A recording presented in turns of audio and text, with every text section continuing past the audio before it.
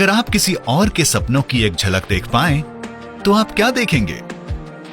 क्या वे लोगों और वातावरण से भरे हुए अच्छे दृश्य होंगे, या फिर सिर्फ घुले मिले से कुछ रंग और आवाजें? दूसरों के सपनों को देख पाने का विचार कुछ असंभव सा लगता है, पर वैज्ञानिक इसे सच्चाई बनाने के बहुत नजदीक हैं। वे नींद में कैसे आपके विचारों को देख सकते हैं? क्या यह हमें अपने सपनों को समझने में मददगार साबित होगा? और इसके क्या खतरे हो सकते हैं? आप देख रहे हैं क्या हो अगर, और ये है क्या हो अगर आप अपने सपने रिकॉर्ड कर पाएं। साल 2017 में वैज्ञानिक डैनियल ऑल्डिस ने सपनों को डिजिटल सूचना में बदलने का एक तरीका खोजा। एक तरफ जहां उनकी टीम हमारे सपनों के स्वभाव को जानने के लिए उत्साहित थी, वहीं दूसरी तरफ कुछ लोग इसके होने वाले असर को लेकर चिंतित थे। जैसे कि इस डिजिटल सूचना को हैक कर पाने में कितना समय लगेगा?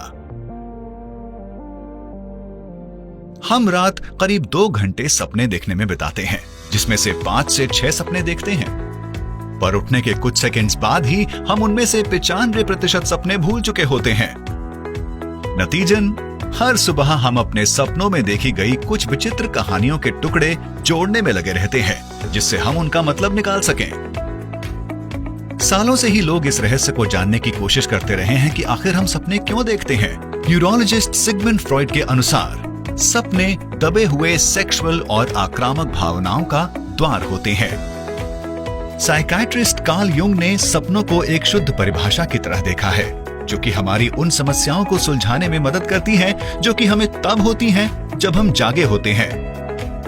वहीं दूसरी तरफ हार्वर्ड के साइकियाट्रिस्ट्स जे एलन हॉब्सन और रॉबर्ट मैकार्टली की सपनों को लेकर कुछ अलग सोच थी। उनके अनुसार सपने और कुछ नहीं बल्कि गहरी नींद में हो रही न्यूरल क्रियाओं को समझने का प्रयास होते हैं।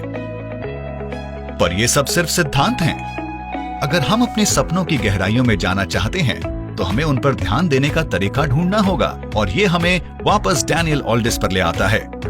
ऑल्डिस ने सोचा कि सोए हुए व्यक्तियों के बाहों, टांगों और ठोड़ी से इलेक्ट्रोड को जोड़ना सपनों को रिकॉर्ड करने का सबसे अच्छा तरीका है।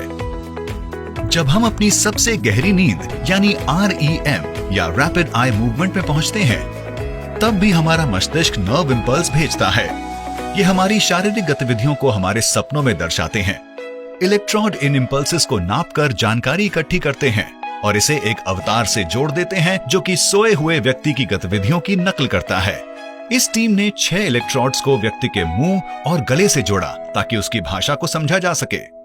अब ऑल्डिस इससे भी आगे जाने के लिए वैज्ञानिकों की एक ड्रीम टीम के साथ काम कर रहे हैं।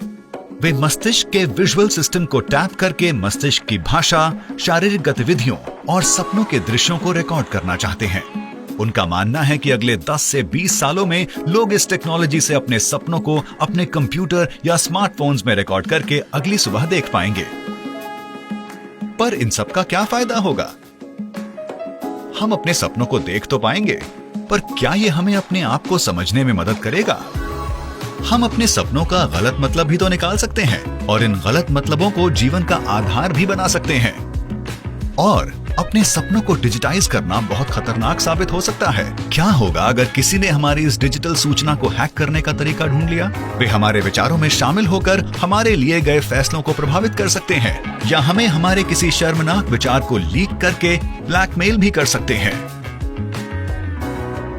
तो शायद हमारे सपनों की सबसे अच्छी जगह हमारे मस्तिष्क में ही है।